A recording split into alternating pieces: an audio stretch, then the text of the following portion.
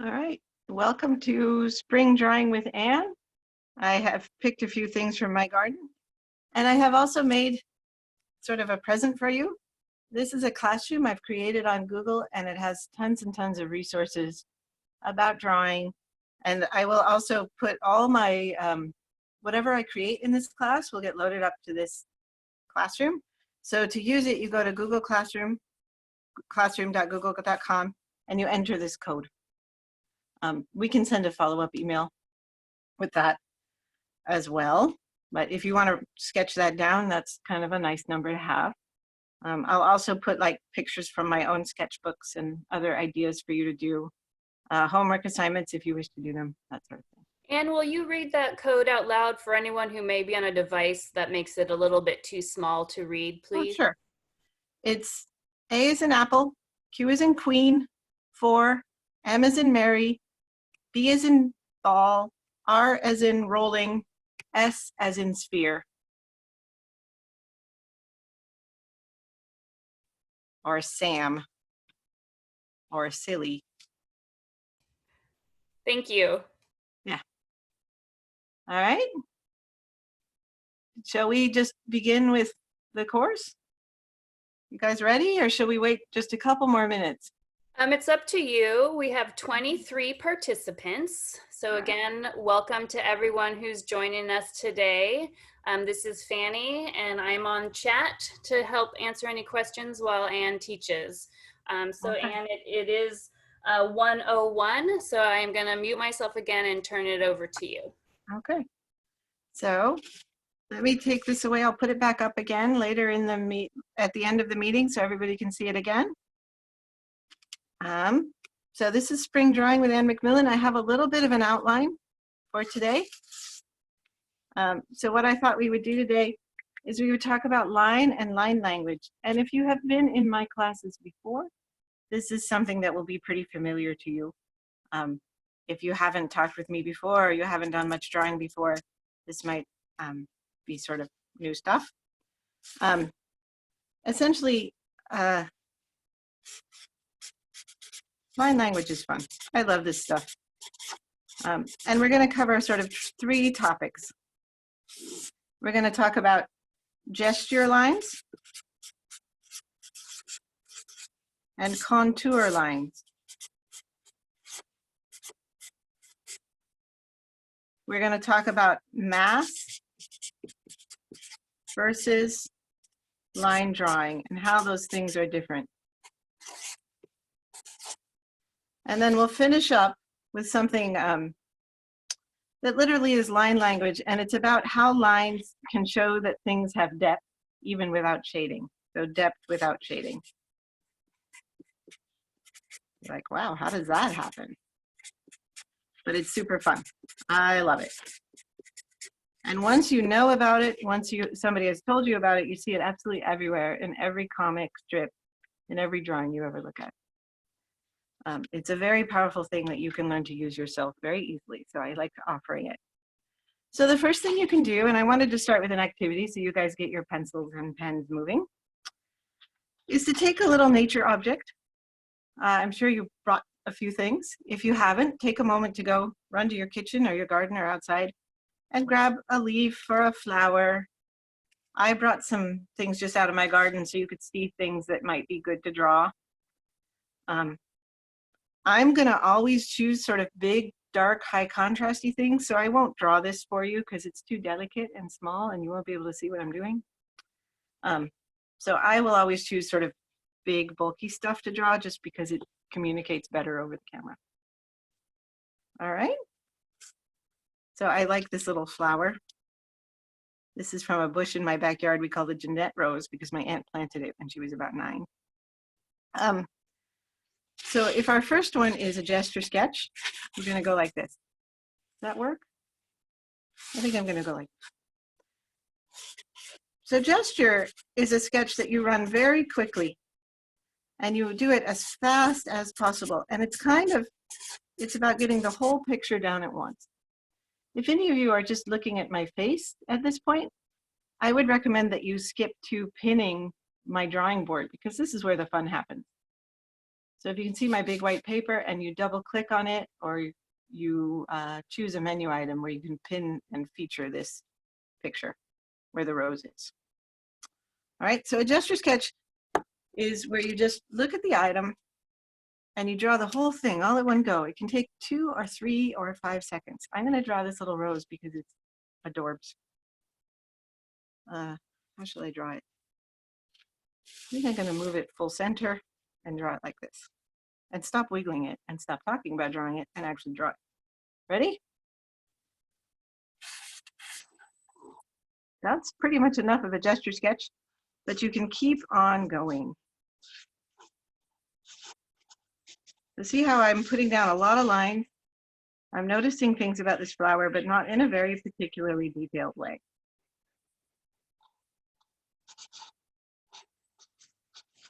Just sort of how big it is and how things relate to one another.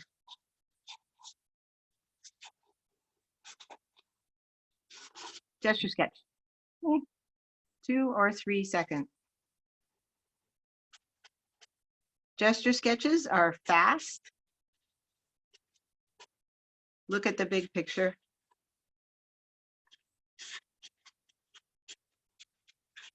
And don't pick up your pencil.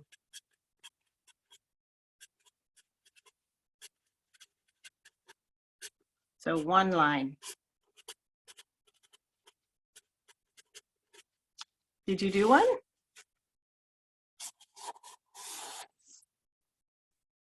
So contour is sort of the opposite idea. And it's kind of nice when you're sort of thinking about doing a finished drawing or a drawing that will take you a long time, that you're going to invest a lot of work in, to do both of these as sort of opening exercises to get to know your subject really well. So now we are looking at slow. This is sort of the opposite. There are a couple of different ways to blind contour. Sort of the alpha way, the omega way even, is to do it without, is called blind contour. I love this way. It's very mindful, very sort of a deep way of looking. So contour sketching, you want to look at the detail. And contour literally is, we're talking about edges here. So here we're talking about the entire picture, how the whole thing looks. Here we're talking about the edges of things. So we're looking at small details, even tiny details. Let me do a little bit of one. This takes longer, so I'm just going to demonstrate a little part of a contour drawing of this little flower. You guys ready? This is very quiet, and if you get bored with watching, you can start your own. Usually I just start somewhere. Contour drawings are a little bit less obsessed with proportion. Gesture drawings are about getting the big idea down. And often I think about being a little tiny insect crawling around on something. I'm not doing this blind, so the proportions are going to come out better than if I did a blind drawing. But I'm looking at it and sort of trying to get it all in proportion as well. Something you'll notice is I don't pick up my pen very often. I just move on to the next part. I actually think sort of the continuity of line is important to the process. I love this little sort of bracky thing that comes out of the stem here. So I had a misspent youth as a biologist. So you're going to, in my classes, you're going to hear words like bract. That means a leaf-like structure subtending a leaf. Sorry. There's a little bit of geekiness to this. I'm going to go up to the rose, and there's a little spot there. And the rose has a few sort of encasing petals that were closing up the bud when it was open. And then I'll sort of crawl around looking at what the petals look like. So look how much more detailed this is. It's obsessed with edges of things and how the shapes all fit together in sort of this beautiful puzzle piece, out of which you get the rose shape. So there's a little sample contour drawing.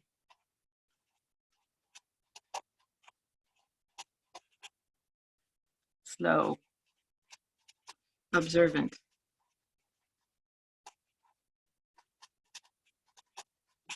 tiny details. Any questions from the chat? No questions on chat yet. Everyone feel Okay. free to type any questions or comments, Yep. and I can share them with Anne. All I right. hope you're all drawing. Yeah. I know I'm learning something, Anne. Okay. Oh, a I couple can't. comments came in. It's all going well and enjoying this. Can Yeah. only do some parts. Of Maybe, course. yeah. Of course you can. All right. Yeah, you Yeah, can always draw only what you want, and you're not really supposed to be drawing my flower. You can just draw whatever you pulled in from the garden, because my flower wiggles too much and it's over here. Let's see.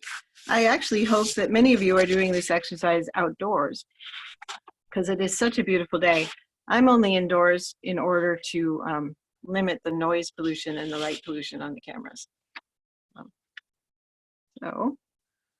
And then I think our next one, we're going to talk about mass versus line. So this is kind of our next.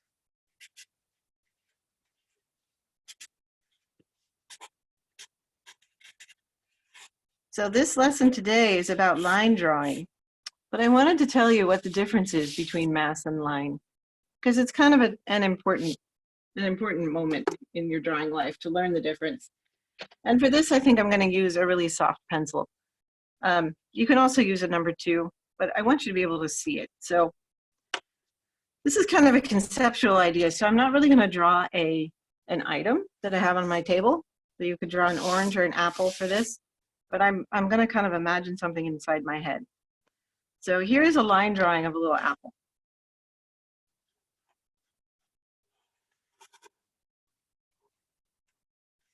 It was a very classic apple, right? Very standard little apple. It's got a shiny spot. Got a little worm that lives over here.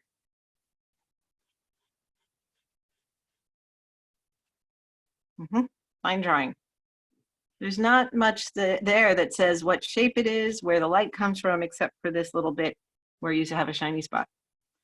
A mass drawing talks about 3-dimensionality, whereas a line drawing is about 2 dimensions.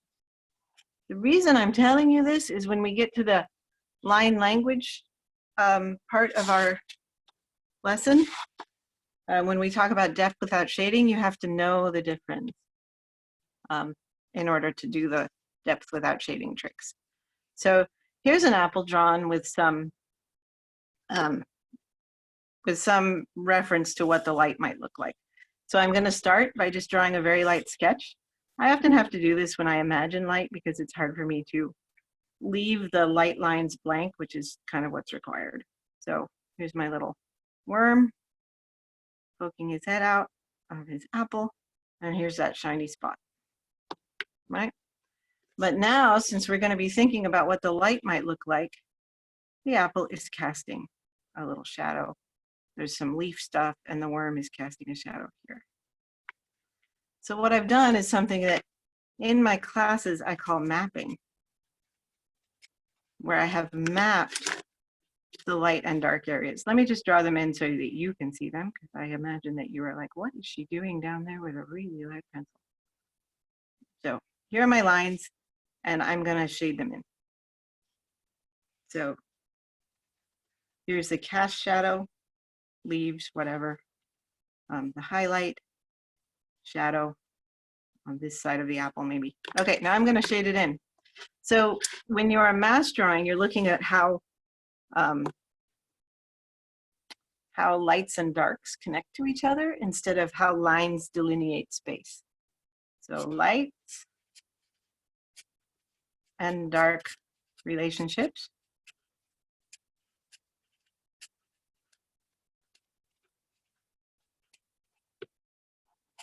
Versus lines define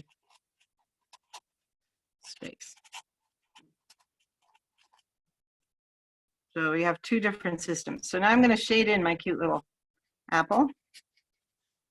I'd say the worm is probably casting a little shadow, and he probably has a little shadow of his own. And the apple has a body shadow. That's what makes it look round.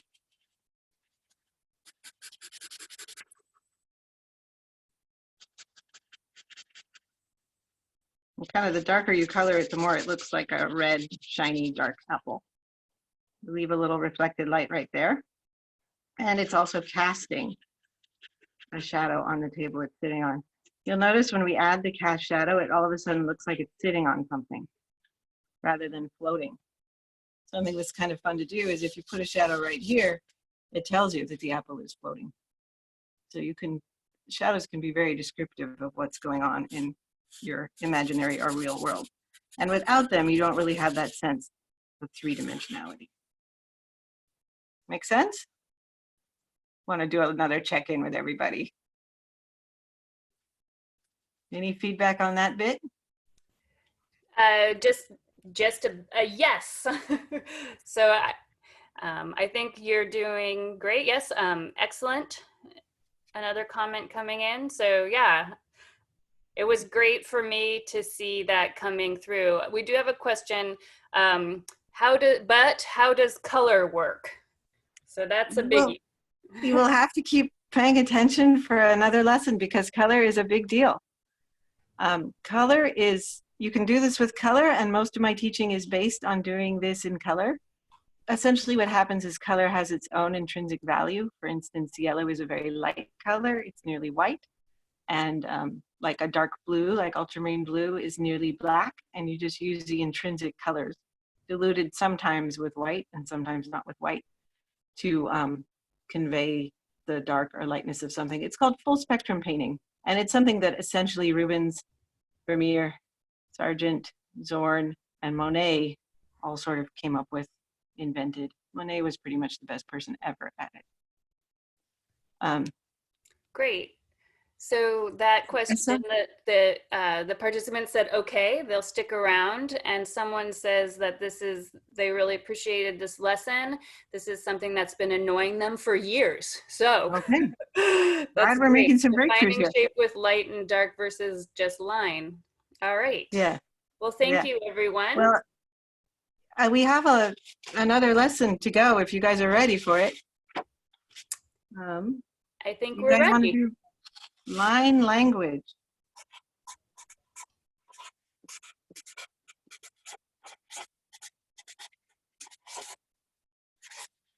Love this stuff.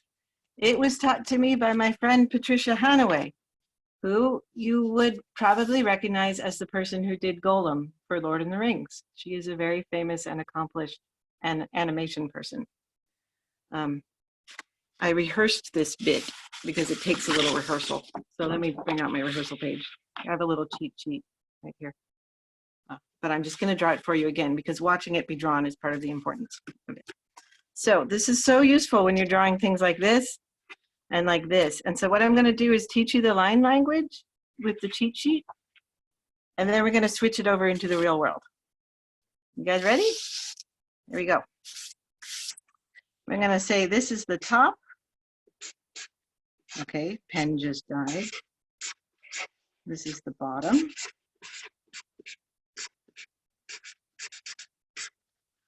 And we're going to go A, B, and C. So here we go. Here's A.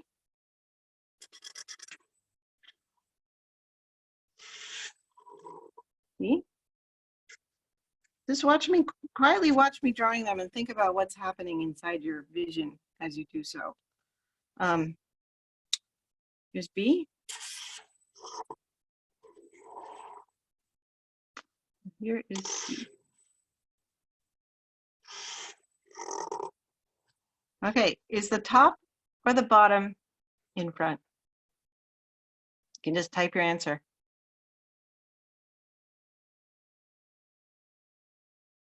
Yeah. For B, type whether B is in front or top or bottom is in front for B. Bottom. They switched, didn't they? And for C, what happened?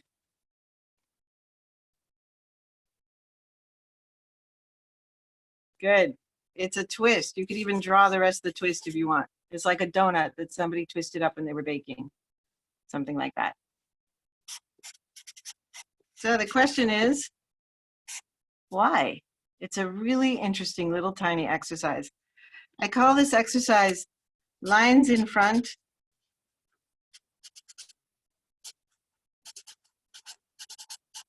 and lines behind.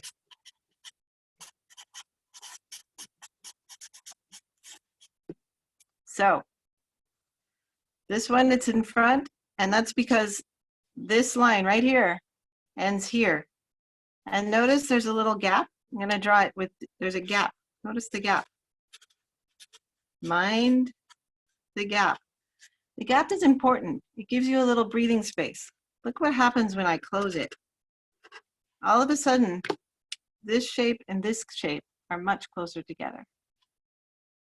So this is what I mean by, the line can have a language that tells you a lot about whether something is in front or behind.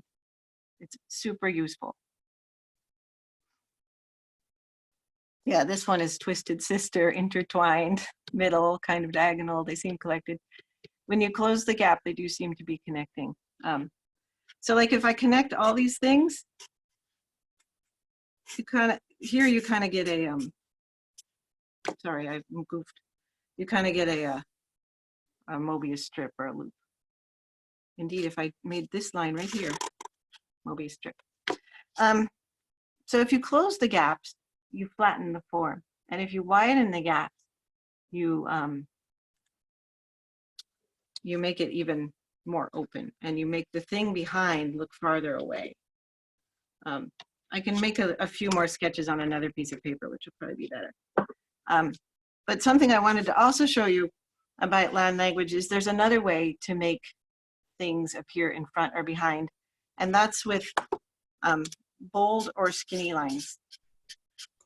And can I interrupt you? Just Yeah. one last question about why when you close the gap, does it affect the depth? It's essentially a trick of atmospheric perspective, which seems like a geeky answer to a simple question.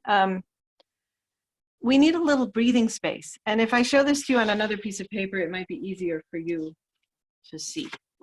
So lines in front, lines behind, depth without shading. Here we go again. Let me draw a few more drawings to make it more clear.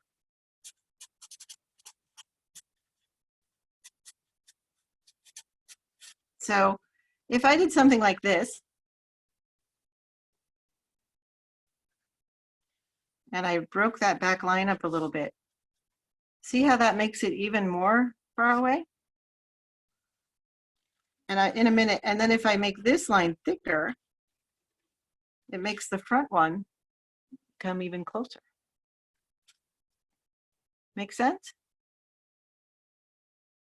So if I wanted one that just like this one just looks like a flat shape.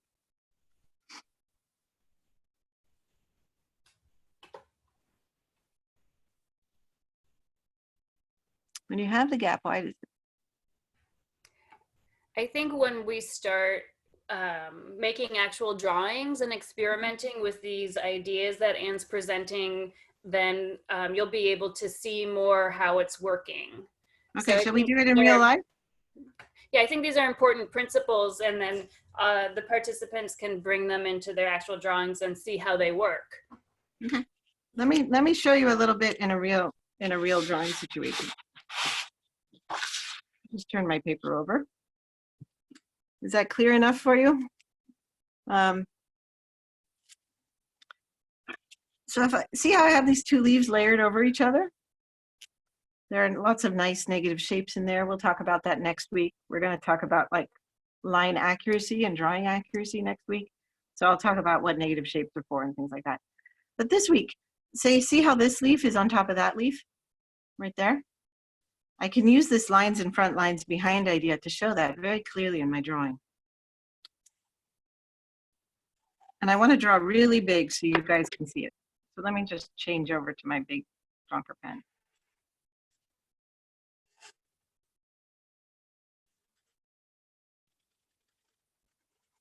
So I'm going to draw with a solid line, the leaf that is in front.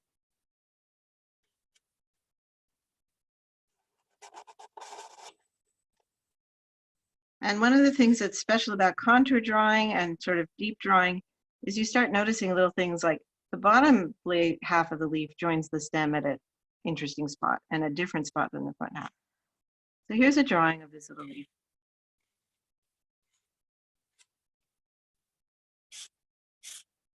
This is the part of the video I would speed up if I was making it for YouTube.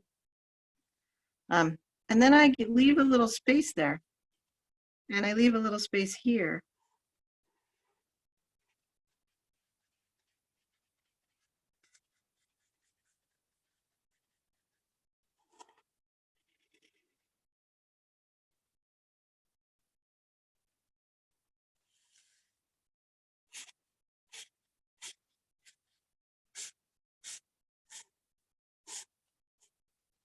So something that I'm just going to do, this is kind of cheating because this isn't on the materials list, but I just really want to show you guys this. So I have some white out here in a little jar.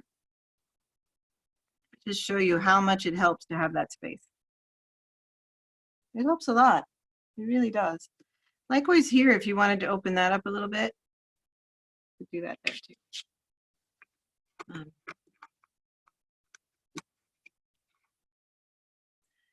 Somebody asked a great question. Yeah, it is exactly how the far subjects are blurry. So it's a little bit like atmospheric perspective, if you know about a bit about like that. If you are making the leaves a solid color, would you still leave the gap? Yes, I would. If I'm doing a watercolor painting or a botanical illustration, I would consider leaving the gap to show people that things are in front and behind. But I would have also changed things like how dark the leaf I'm drawing is, whether I would make the back leaf a little bit lighter, a little bit less detailed. There are other things that I would do with it. Let's see if I can do a little bit more on this so that you can see more what's going on. Like, how about this? Because it's so cute, but I don't know if you guys will be able to see it. Let me do a little bit more for you.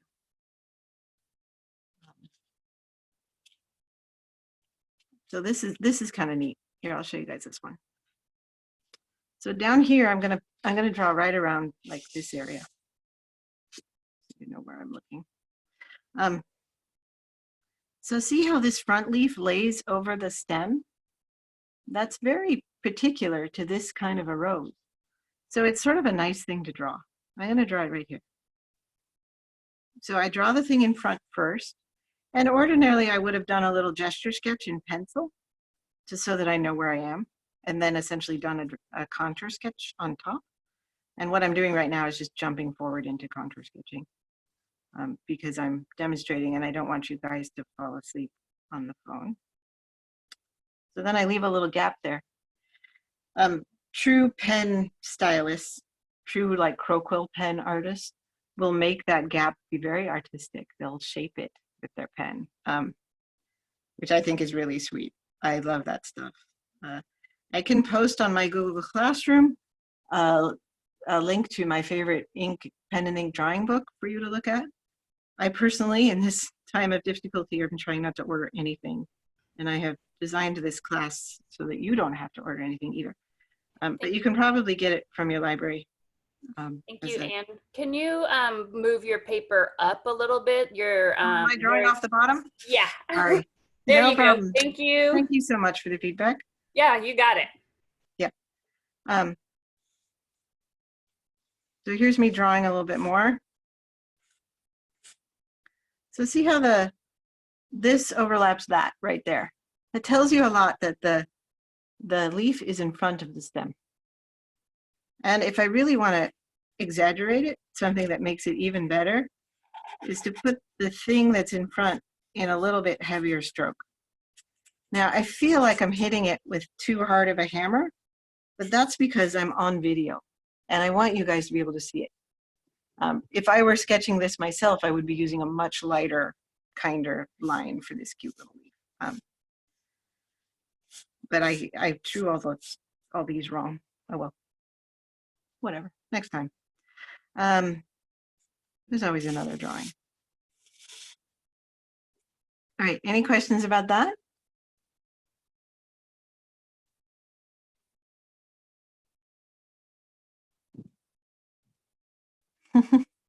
Terrific. Wait, I saw a chat appear a little bit.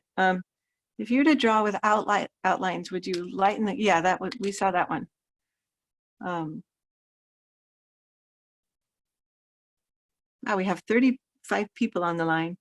Are there other aspects of line language? Yes, there are.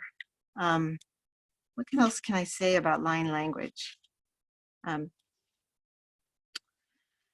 Pen and ink techniques are sort of not something I really prepared here.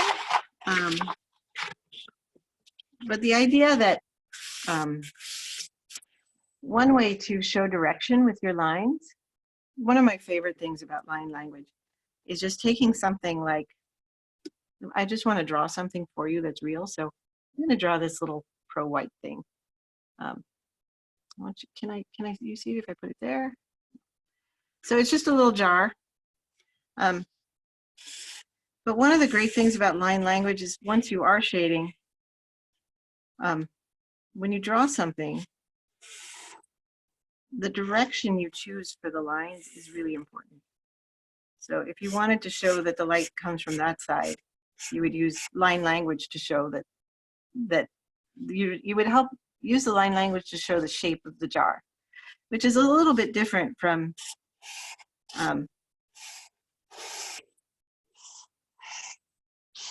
just doing something like this, right? This is true hatching. And this is shading. They're both shading, but one of them is ordered, neat, and tidy hatching. Both of them are kind of not in the scope of this lesson because I don't want to give a lesson on shading today because I'd like to prepare that lesson in a better way. So hatching lines are shading, and you can use the contour lines in whatever way you please. Like there are many different ways. If you were shading a circle, you could use any way that the circle goes to show those lines. I have a very scruffy way to draw. Other people who are more precise with their drawing have a very precise way to draw. With this guy called Morandi, famous still life draftsperson and painter, being the apex of tidiness in hatching. Let's see. I can do a whole lesson on shading and hatching if you want. But I wondered if you guys wanted to together make a sort of finished drawing using the techniques that we have put together for this afternoon. Okay, let's get another piece of paper. So does everybody have something to draw rather than just sort of conceptually playing around with paper and ideas? Let me give a piece of paper from over here. Another piece of paper. And maybe I'll skip back to my adorbs little rose. And I'm going to draw it. One of the things that you should do is you set out, and I think I may touch on this next week in next week's class when I talk about accuracy in drawing. And it's like interrupting. Can you give the students a minute to grab something to draw? Okay. Yeah. give everybody and the computer a rest.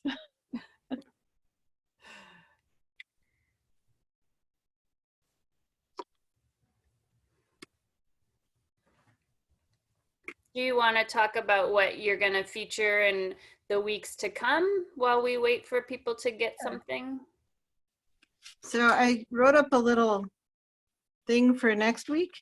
Next week, 4 ways to draw with accuracy. Make sure it's there. So how to size your drawings and plan ahead and just decide what magnification you're going to draw at and how to place it on your paper. And then how to put down a gesture sketch that you can remove later if you want. How to use angle drawing to make things quite accurate without a lot of measurement. And then how to use negative shape to check your proportions. It all sounds a little bit like Brussels sprouts and broccoli, but it doesn't take long to learn a lot that makes your drawing more accurate. That sounds great. Yeah. And then maybe the week later, since people are so curious about shading, I'll design a little shading exercise. Awesome. Yeah. Someone asked how many weeks. There'll be 4 weeks to start. This is a pilot program, and so we're just trying to figure out how we're going to offer opportunities for learning and for art making during the Art Center closure. So stay tuned for more opportunities and more classes from Ann, but this is the first of 4 weeks. All right, Ann, back to you. I think everyone should have what they need now. Okay, so what I have on my desk just for fun is I want this to have a little bit of fun color. I'm not gonna finesse the color or mix the color or do anything fancy with the color. I'm essentially gonna make a coloring book page and then color it in because that's fun. And it's also pretty amusing how quickly things start to look pretty professional, pretty finished, even with just a little bit of, I have a red, green, blue set of colored pencils. So the first thing I'm going to do is decide how big this flower will be. This is something we'll talk about more next week. I'm going to make it about that big. So let me make some dark marks so you can see them, because I just have this habit of starting with a really light touch, because there are a lot of things that I mark on my paper that I know I want to erase later. But since I'm instructing you guys way far away, wherever you are, or in Palo Alto, I want to make it so you can see the paper. So then I'm going to, inside my drawing, I'm going to make a little gesture sketch of my adorbed rose. I'm already done, essentially. I could just begin to draw at this point. I'm going to stop flicking my hands on the camera. Okay, so then I'm just going to continue my gesture sketch, just so I know where things are when I go in to do a little contour drawing. This is kind of fun. I'm actually drawing the rose from the picture on the webinar. That way my drawing might turn out looking like yours if you want to use that, but I would really love it if you just had something of your own to draw. And then you could share it with me on my Google Classroom or tag me on Instagram or whatever you want.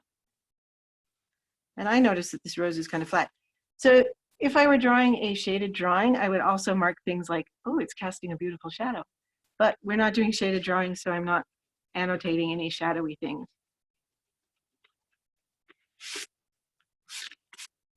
So that's my gesture drawing. That was really fast, 5 seconds or less.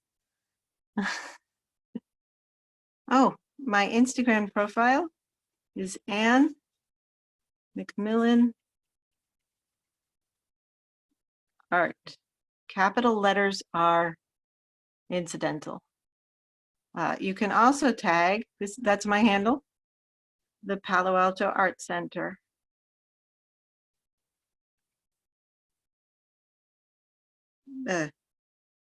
Sorry.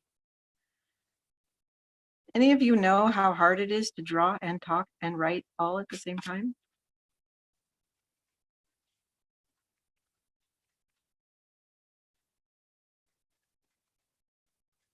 And Fanny and I made up a tag for all these drawings. If you want to just feed them in Instagram, it is PAAC at home. That's our tag. So if you want to share on social media, that's a nice way to do it.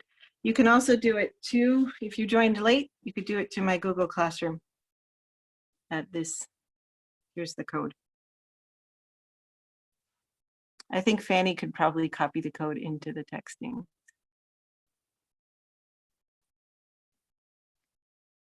All righty. You guys ready to draw? Here we go. I'll put this back up again at the end of class. So I wanted to just kind of walk us through doing a whole drawing, because that's what we're here for, to draw lots of fun things. All right. So I have a gesture sketch. I decided how big it would be. It got squished a little bit because I decided the flower was shorter than I thought it was. I find that when I'm drawing, I often discover that the world is different than I thought it was, and that's a good thing. So now essentially what I'm going to do is look at my flower and draw a contour drawing on top of the gesture sketch. And sort of one of the magical things about drawing is you can then just erase the gesture sketch and it looks like you knew what you were doing right off the bat. It's kind of fun. All right. Oh, good. There's the Google Classroom code. Thank you, Fanny. All right. So a gesture sketch is done, and now a contour sketch begins. Something I noticed is that I drew this line in my gesture sketch. I drew it like that. But when I go to contour sketch, it's shaped more like this. That's kind of fun. So I hope at this point you can draw your own thing and just look up and see what I'm doing as well at the same time. And then in about 5 or 10 minutes, we'll come back together. I will start talking again when I add a little bit of color. But again, the color at this point is simply going to be me adding, essentially coloring in what I have made. It's not going to be a lot of talk about color mixing or what tools you should use for color mixing and all that stuff.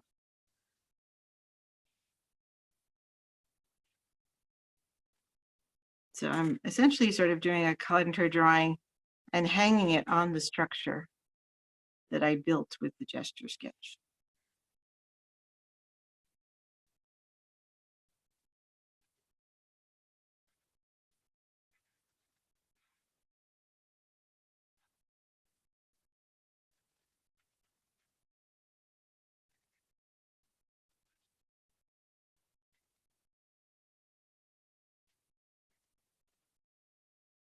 Line drawing is actually quite difficult for me because if you go look at my website or my Instagram, you'll see that I'm actually a painter. And I have to remind myself not to shade things in and not to color things. It comes very naturally to me to do that.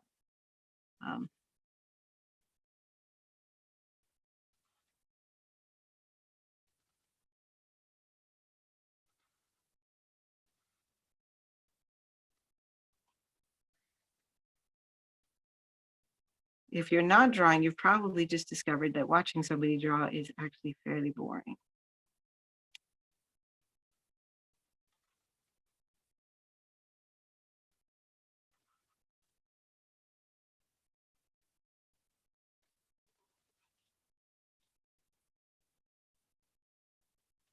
Something I'm not doing very well right now is leaving my little line gaps that tell front and back stories, but I can probably fix it later. Or I can just be happy that I'm drawing as well as I am on camera without a lot of planning. Usually the line gap tricks work better if you have done a careful pre-drawing, especially if you're working in pen and not pencil, because it takes a little bit of planning to get it right. Or a little bit of whiteout to get it right after you've done it wrong, whichever, both work. I like its little serrated edges. Something that's wonderful about nature drawing, and something I find so restful about this, is that drawing nature just reminds me how marvelous things are. And I love looking at nature and finding things that I had never really noticed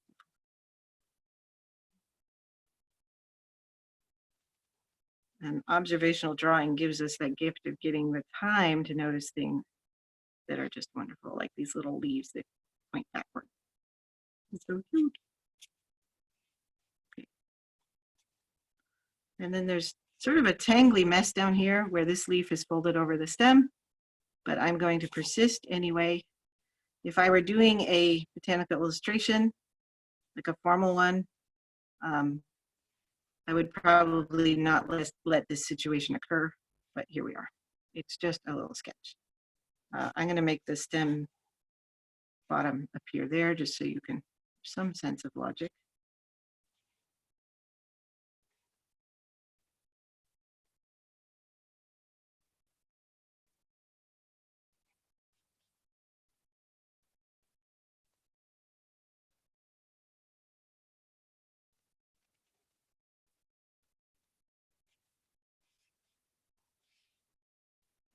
I think it's kind of fun to show that the lines have some veins, but something that's lovely about humans is that we like to fill in the blanks, and leaving the viewer to get to fill in some blanks actually makes the viewer feel good. So drawing every little detail all of the time doesn't actually help you or the viewer all that much. So here's sort of a little magic trick. My gesture sketch is still there and it's kind of making things look messy. I'm looking at all your comments. Okay, here we go. So one thing I can do is just take the gesture sketch out, including the little sizer marks that I put in really darkly in the beginning. If you are using a special kind of pen or not a Sharpie or something, you're probably going to want to wait a moment while your ink dries. Otherwise, you're going to get big smears. The Sharpie dries pretty quickly, but I would be a little more careful with a different kind of pen. If you're drawing with a crow quill or some other special pen, you should wait for the ink to really dry. The Sharpie sinks in and dries almost immediately. Okay, here's how the magic happens.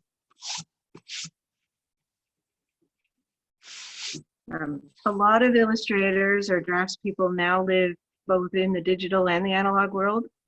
So a digital illustrator or an illustrator who is working for a book or something like that would now scan the drawing and clean up all of its little mistakes. You can also clean up mistakes in real life. And just because this whole lesson is about line language and using lines to show shape, and because I didn't plan the drawing ahead of time, I'm going to show you how just adding a little bit of those gaps back in helps the drawing. You guys ready? So putting a little white space right there will help show that those little bracts are in front. You can keep on doing that with like anything as you go back and there's a little space. Something that's kind of interesting is spaces that are in the front are bigger, and spaces as they get farther away from you, they start to close up and get smaller and smaller and smaller until they disappear. Likewise, lines that are in front are bigger, can be thicker, and lines that are behind can be thinner. Let's see, other overlapping things. Oh, there's a good one. I like that one. Maybe that one. This is just a tangly mess in here. Maybe I'll just like restore some order. Oh, these are cute because those can be far away, right? Look what happens when I don't do the mid vein. It doesn't work without the mid vein. There we go. So all those little marks make that set of leaves appear farther away. The other thing that makes this is kind of interesting. These leaves appear farther away because they're less detailed than this one, even though the only detail missing is these little side ribs. Same here. This one looks closer, that one farther away, just because I didn't put the detail on that one.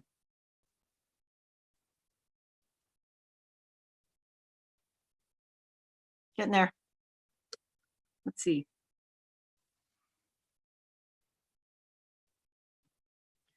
Does adjusting how many details included help foreground background?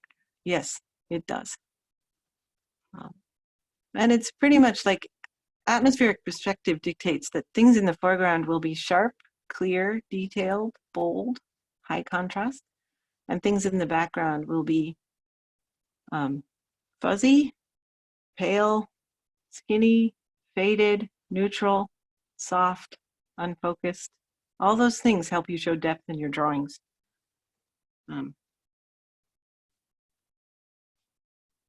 Let's see where else I could show a little depth here. And this is actually just a plain old mistake right there. Zip. You can use anything to correct your ink drawings.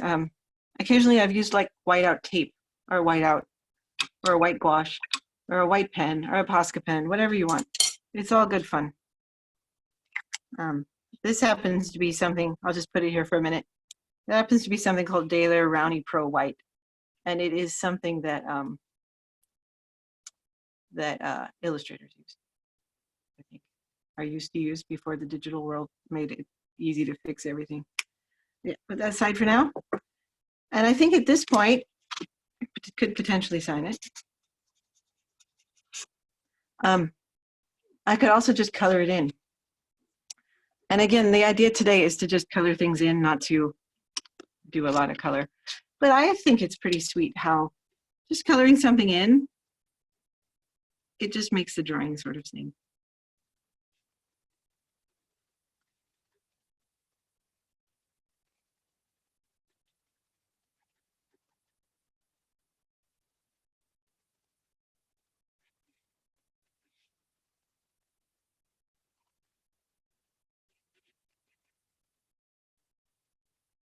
So I only have one pencil and it's not even close to the right color, right? It's not pink, it's orange. But I'm drawing for the sake of drawing, and I don't really care that it's not super pink. Nobody knows once the flower is gone what color the rose was. So you can just be content with what you've got. Again, I'm trying to make the materials list really simple. Something that's kind of sweet is the stems. Like these stems are literally red. Especially the older ones. I'm going to put that in.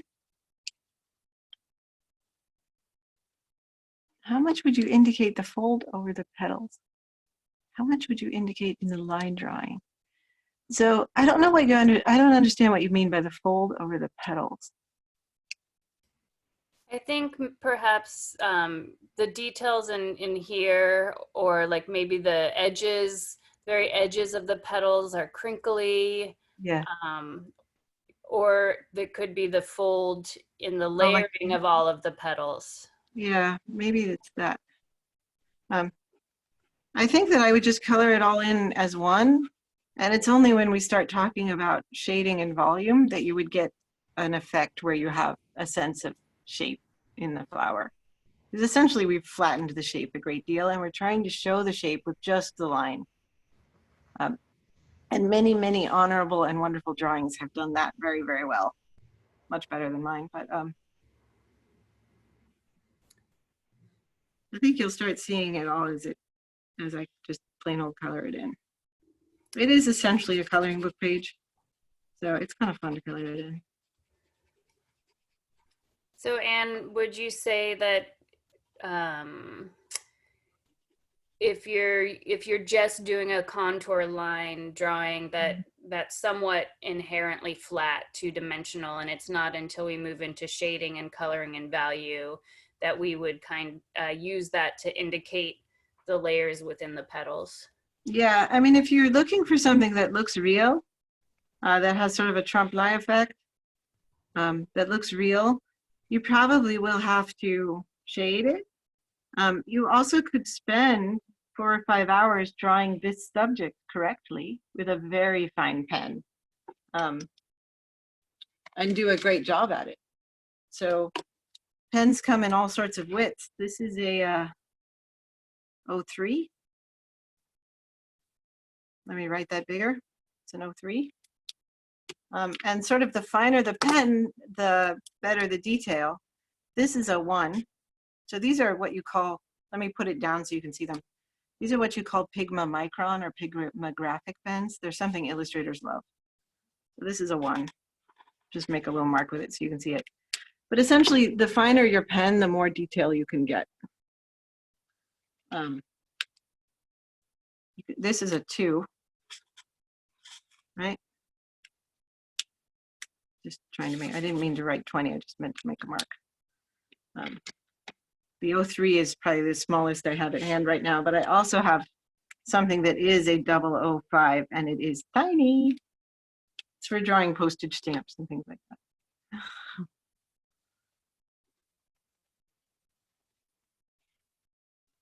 Let's see, what else can we color in? Something that's kind of neat that we can see here is that pertains to questions you guys have asked already, is this pen this pencil happens to, oh, it's staffing. This pencil happens to be a little blue-green, and this one happens to be a little yellow-green. Yellow-green, blue-green.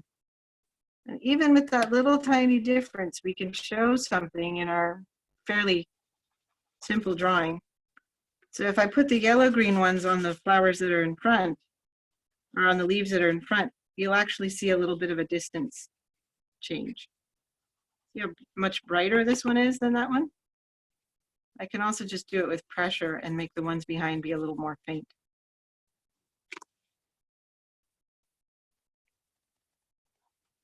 you can start to see some, it's not much, but it will make a big difference.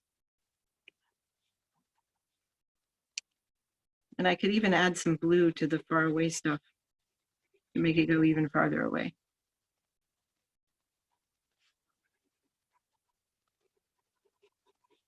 I think there we have enough, maybe.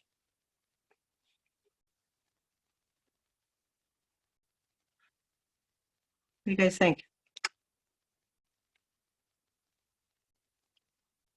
Oh, a fold over of the petals. I understand what you're saying, finally. I'm sorry. A little slow on the uptake there.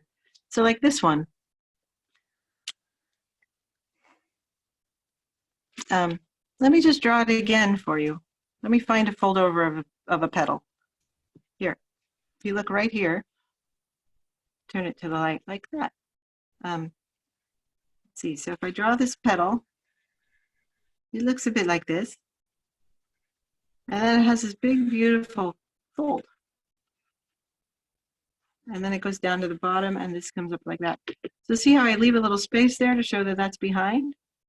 And this is in front. So what I could do is make the top of the petal here where it folds a little bit stronger. That would help. And I could also, I gotta put my rose down. This is what comes of not planning ahead. Like if you're doing a careful drawing, often people will essentially rehearse the drawing in pencil and then ink it in all together at once. And see if I leave those little gaps, you start seeing the shape of the petal a little bit better. The other thing I could do to show that fold is to draw this top surface that's catching the light so beautifully in a bright color, and then dull or soften the color underneath. But this is also more of a shading question. I could even add a little blue to make it appear darker or shadowed to the viewer. That makes sense?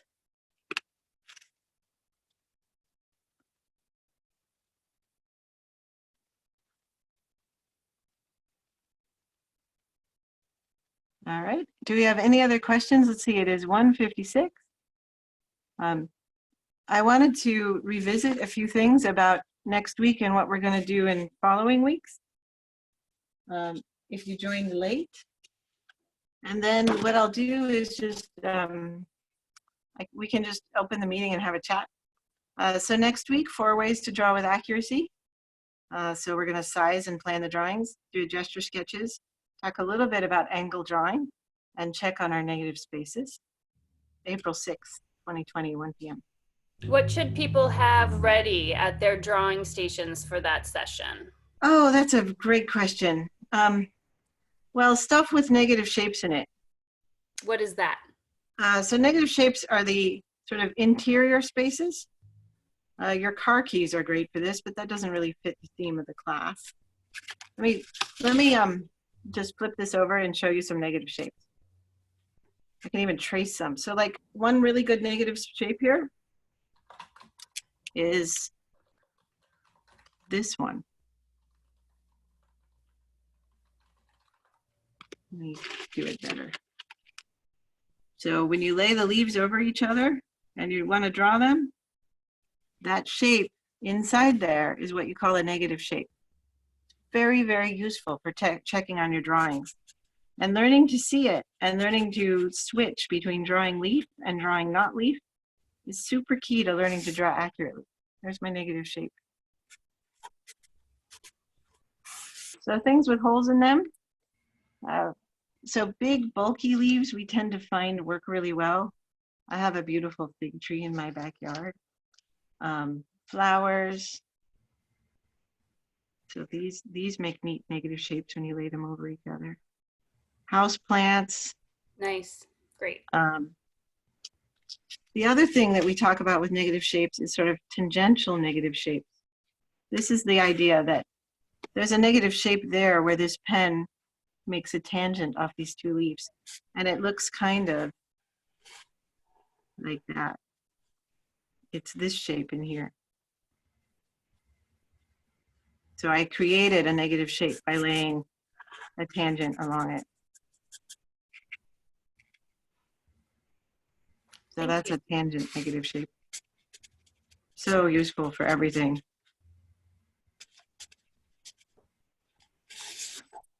So we'll talk a little bit about negative shape. Any other questions? See, see, I pretty messed up my plan for next week. So size your drawings, planning ahead, how a gesture sketch can help you get the whole picture down. Angle drawing, which we're gonna try, and then negative spaces. And that's next week, April 6th. Here's the class code again, and I will post everything I've drawn today on the classroom, so you can have a look at it at your leisure, essentially the lecture notes. Let's see, and then the week after, I can't remember what we said we would do. I would have to bounce away from my screen to see it. So Well, you we'll can look find at the out classroom, all of the about the next. What? We'll find out next week. Okay, and you can look at the Google Classroom for it. You can also post to Ann McMillan Art, to the Palo Alto Art Center, the Palo Alto Art Center at home. If you want feedback on your drawings, please post to my classroom, and I'll take a look and say some things. Let's see. I actually, when I look at this on the screen right here, oh, my camera's not catching up. When I look at the difference between this and this, I really see the distance. It's really neat.